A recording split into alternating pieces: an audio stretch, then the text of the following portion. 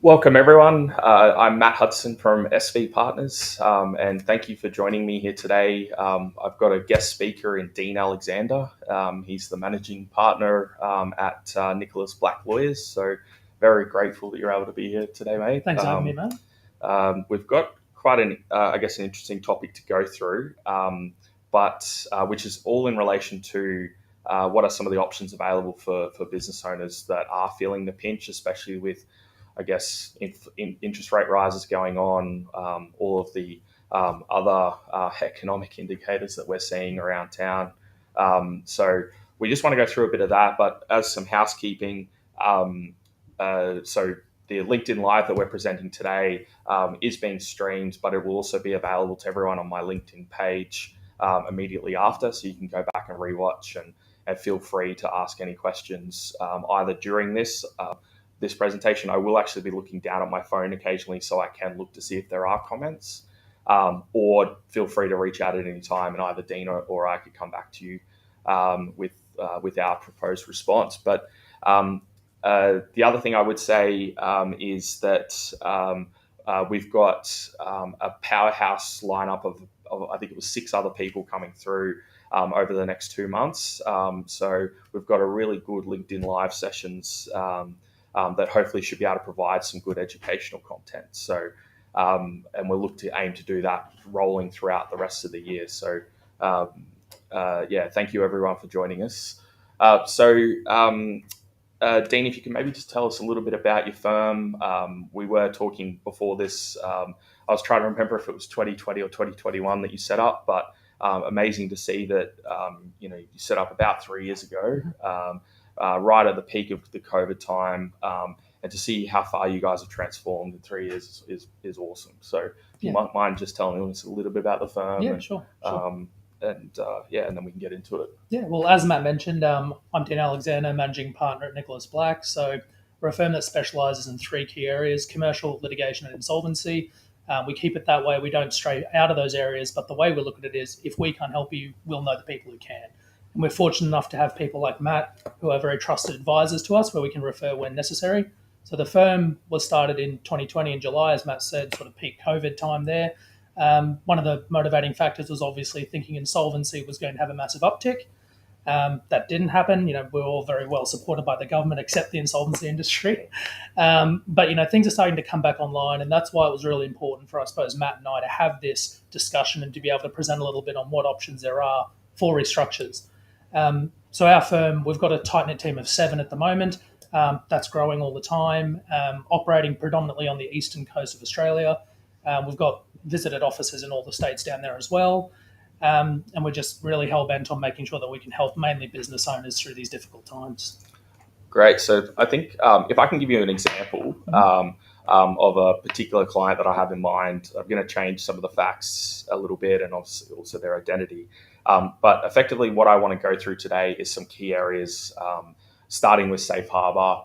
I then want to talk a little bit about the power of a deed of company arrangement, and then the various iterations of what that could look like underneath. So there are things called holding dockers and creditors trusts. So we're going to spend a little bit of time dealing with that, and then also the small business restructuring.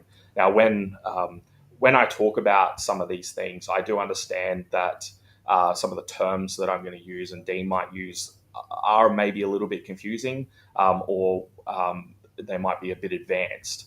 So what I would suggest is anyone who doesn't know what some of these terms might mean, feel free to reach out. My intention with these videos is to try to keep them within 30 minutes. So otherwise we'll be here all day trying to explain some of these things in any great detail. But if we can start with, and I'm going to use the sort of business name I've used plenty of times before, Bob's Builders. I did like the show growing up, so I can't help myself. So we'll go with Bob's Builders. It's a private company. They obviously do construction type related work.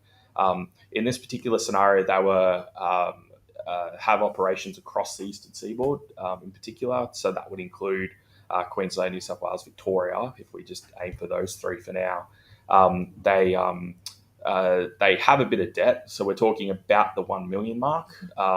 But of that million, there's about 100 grand of that's employee entitlements. So that includes super and stuff like that. the business does turn over about $3 million a year. So Bob has come to us quite concerned about his situation, and he wants to work out how we can try to save this business. He's got a lot of employees, his livelihoods are at stake, and quite a few projects. So him and his wife are quite concerned about what's going on. So if we can maybe start with Safe Harbor, if you can maybe turn your mind to Bob's situation and what might be some benefits there for him in approaching someone like yourself to help with Safe Harbor. What's the point of it? Sure. If you could maybe start there, yeah. So Safe Harbor, very broadly speaking, is directors who go and seek professional advice and guidance in order to avoid any potential claims for insolvent trading. So Safe Harbor, as we can use sort of a bit of an example, is steadying the ship, trying to do that. So the Act is a little bit unclear in terms of defining who can give Safe Harbor advice, as we all know. So I always recommend that, being a little biased, I always recommend you speak to a lawyer first. Reason being is because then they're covered under legal professional privilege in terms of the advice that they give. Now, that lawyer can then obviously bring in third-party advisors such as Matt or other accountants, whatever other advisors they may need in order to give that advice. So Safe Harbor's idea is to allow the business to effectively trade on to try to, again, restudy the ship to get out of the financial situation they're currently in. Now, one of the reasons why this exists is because naturally, if a company goes into liquidation or some form of external administration, one thing that people like Matt will look at is whether or not the company traded whilst insolvent. That then is a personal liability that can be claimed against the director. So it's this sort of a way to try to do right by creditors, do right by the staff without the threat hanging overhead. And I think that's one of the key parts is that it's not a formal appointment. It's not someone declaring, I'm under this Safe Harbor banner or anything like that. It is literally just a carve-out defense. It is a burden of proof lies with the director. And I think what Dean's saying about talking to your lawyer first is I think, probably the most important part. That legal professional privilege will most likely get waived if not. And then the other thing I would add, I did do a post the other day about this, is that the engagement really should be between Bob and maybe his wife as well and yourself rather than the company. Otherwise, you may lose that right. But Safe Harbor is very untested, if I can put it that way. Before we came on, I'd started doing a bit of scouring to see if I could find any cases, and there were a couple of mentions of it, but it's been very, it's not very well tested so far. So for clients that may come to you and look for advice in this space, what sort of minimum revenue or assets are you looking at here that before you think that they should really consider this, or maybe it's better they look at other options? Yeah, so that's a really good question. So Safe Harbor is not by any means a cheap fix-it. It requires a lot of in-depth analysis, advice, and a lot of advisors that are involved.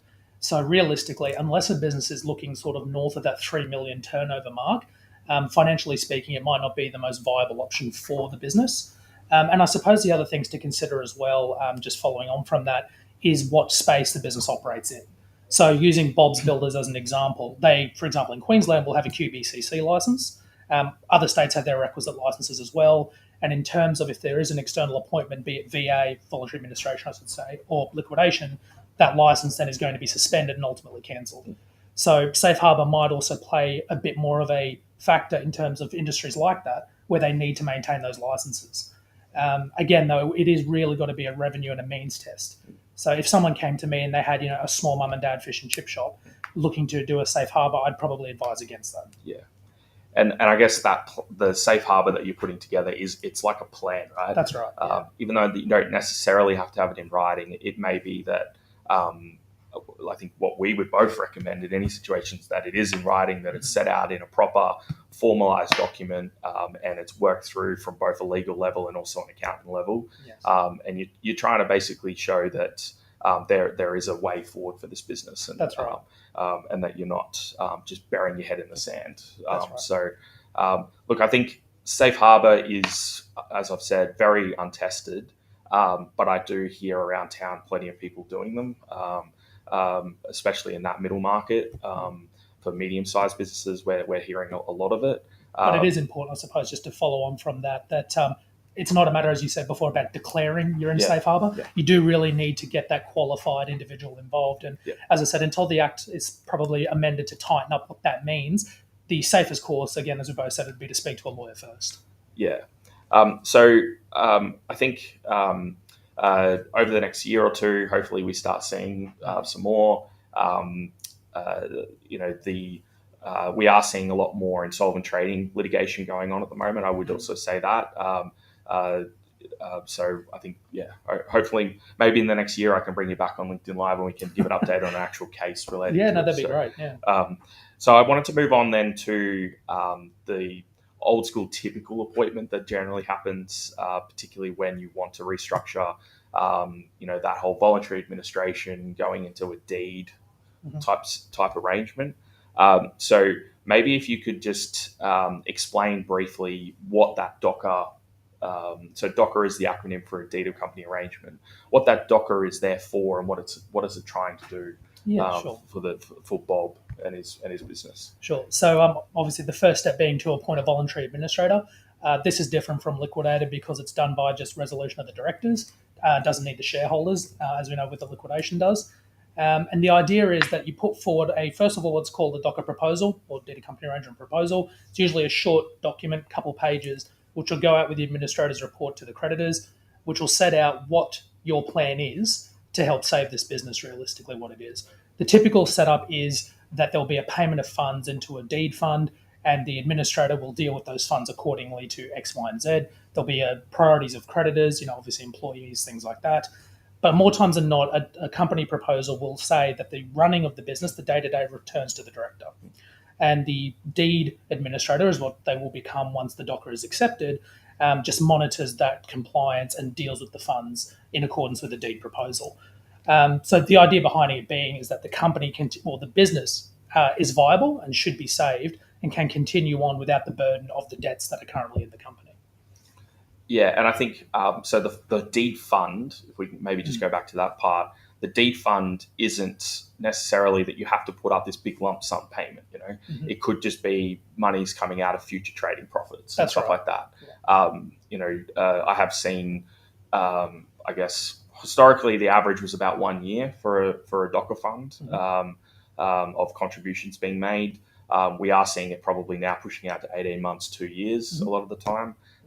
But effectively, it's like each month you're making a certain amount of profit, and a percentage of that or majority of that money is tipped into this fund, and then it's given to the creditors. So, but it doesn't always have to be, just an upfront payment, and it also doesn't have to be a sale of business. Like there's just so much flexibility with that DOCA. That's right. But what happens if you get to that time period where you have to put up this plan? You've got to work out how much you're going to offer creditors and all that. But what happens if you just don't know, or there's something holding you back because you're waiting on approval from a debtor? Like, for instance, let's say Bob's running with this customer, and the customer still hasn't come back on whether or not they're going to terminate the contract. It may be because the company's fallen a bit behind on its project work or whatever. So what might be available for Bob in that situation? And that's a really good question, because administration is going to be a stressful time for any director, and there will be this pressure to try to come up with a proposal ASAP. And as you said, if they can't do that straight away, they can do what's called a holding DOCA, which what that means is effectively the company stays in a holding pattern under the administrator whilst the director has time to properly formulate a proposal to give to creditors. And they're usually, quite short, I suppose, in terms of the holding DOCAs you and I have been involved with. But realistically, it's just to buy that time. And it gives creditors that comfort that there is that independent body such as yourself that's sitting there at the helm to sort of keep the pressure there. Yeah, and I think, so Dean and I are actually working on a holding DOCA at the moment, and that thing's been running on for a little while now. But I think one of the key outcomes from that DOCA or holding DOCA is realistically that if the company was to go into liquidation, you're going to get next to nothing. Yes. In our case, it was absolutely nothing you would get. So putting it under a deed of company arrangement was always going to make the most sense. So and there's various reasons for that. In I think Bob's situation, the problem I guess with he operates in Queensland, he operates in New South Wales, Victoria. if he was to go, if the company was to go into administration, we know that QBCC would step in and terminate the license, or suspend it at first and then terminate. We have those types of rules up here. So, but from what I've seen, Victoria and New South Wales, they certainly don't. So it just depends, I guess, on how he's structured. Does he have multiple entities in each of the 3 states? They're the types of things that you'd want to know. But Of course. I think with if we looked at when Bob's looking at putting together this deed of company arrangement, he wants to put up an offer. When might it be better for him to actually look at using a creditors trust? What might be some benefits there for him, and why he might be trying to go down that path? Well, I suppose in terms of a creditors trust, it's a completely separate way to go about it, because it doesn't necessarily involve any external administration over the company. It's purely, as the name suggests, it's a trust that's run off on the side, with someone like yourself obviously maintaining it. And then there's a agreement where there'll be certain funds paid into that trust to deal with creditors. But I suppose one thing that is important, just to go back a bit to what we're talking about with Dockers, is it's not a get out of jail free card for directors. They can't simply say, oh, well, we'll put up $100 and that's the deed fund. Yeah. Obviously, someone like yourself needs to do an analysis, present that to creditors and say, well, here's the deal. If it goes into liquidation, i.e. if they don't accept the Docker, and if they do accept it, well, then you're likely to get this. Yeah. And then it does obviously go to the vote. But I just thought I'd make that clear, that it's not a get out of jail free card. Yeah, no, where I think with VA, the offers that I've been seeing have generally, like, pre-COVID was about 1 year, and you'd probably offer around 20 cents of the dollar, something like that. I think now people are becoming a little bit more like pushing it out over an more extended period of time, so 18 months, 2 years, and the cents in the dollar is probably getting closer up to that 30 cents mark. Yes. And I think that's very much being brought about because of the ATO. ATO is a lot more active now.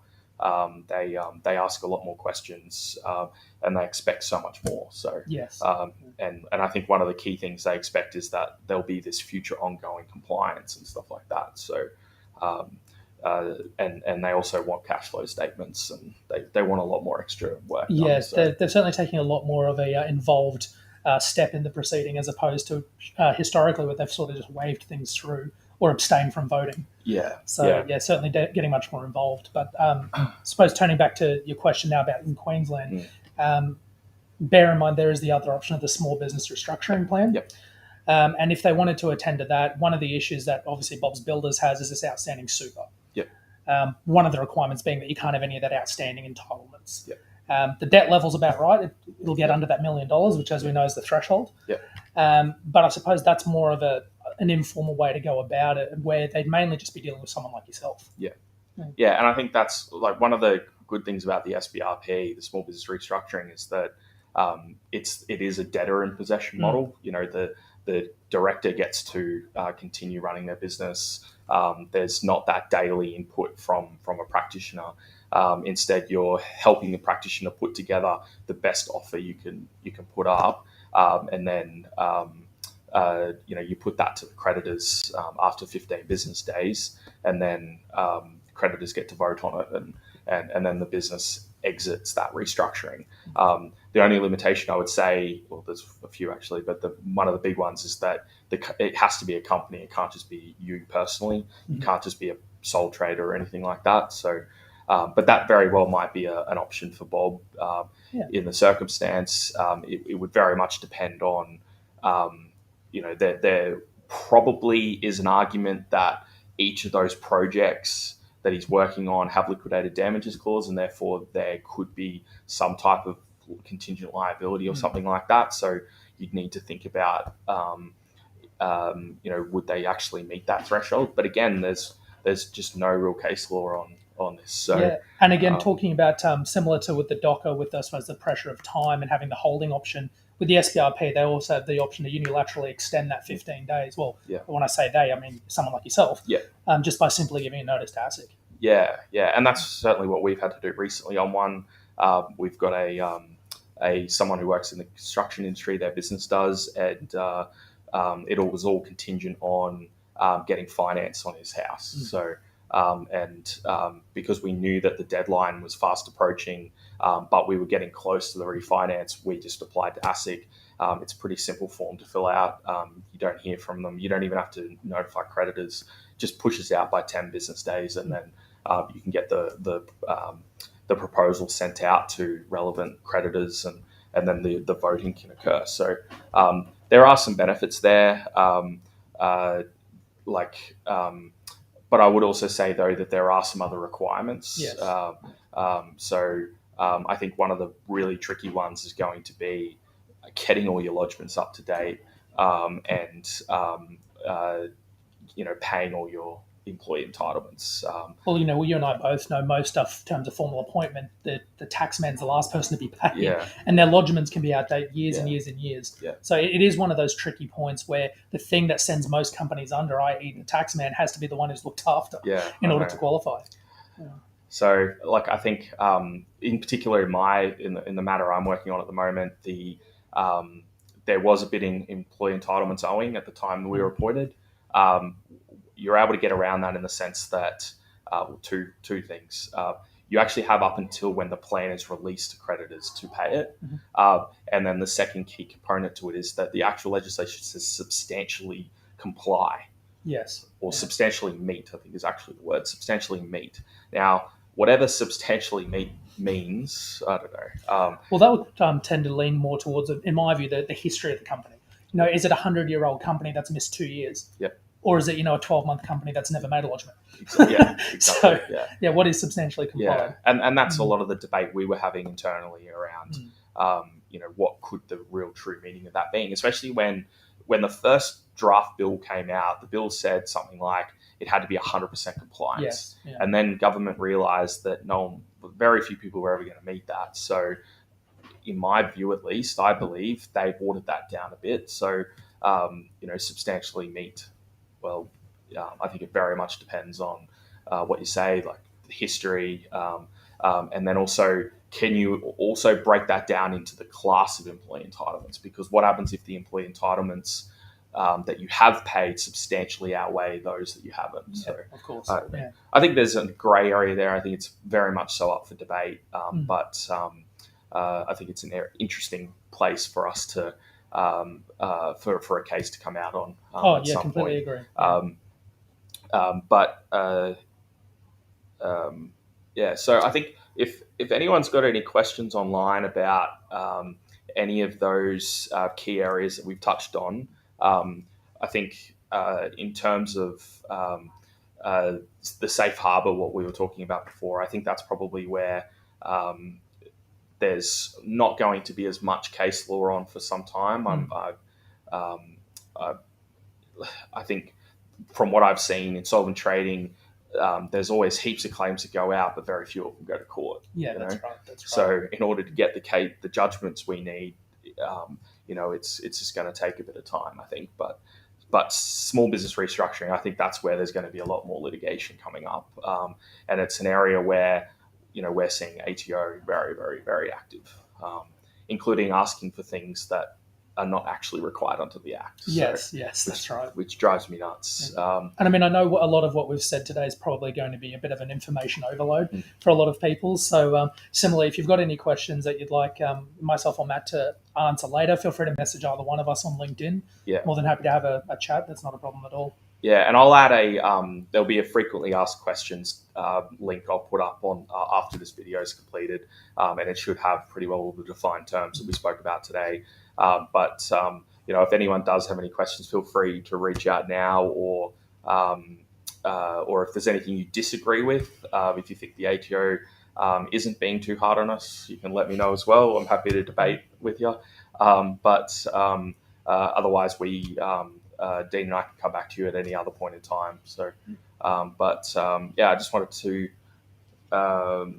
There's nothing coming through, so I'd just like to say thank you, Dean, for presenting today. We are right on that 30 minutes, so very grateful you're able to come. Thank you to everyone who's tuned in today. I appreciate you taking your time out of your busy day to be here. But please check out Dean on social media. on his firm, NicholasBlack Lawyers. They're on LinkedIn and Instagram. No, we No, don't. No, no, not no, as no. mainly Don't worry, just LinkedIn. I don't really like Instagram too No, much no, either. nor do I. But yeah, so thanks everyone, and I'll be back doing another LinkedIn Live in 2 weeks, but I will be continuing to post on LinkedIn. So thank you, everyone. Yeah. Thank you, everyone.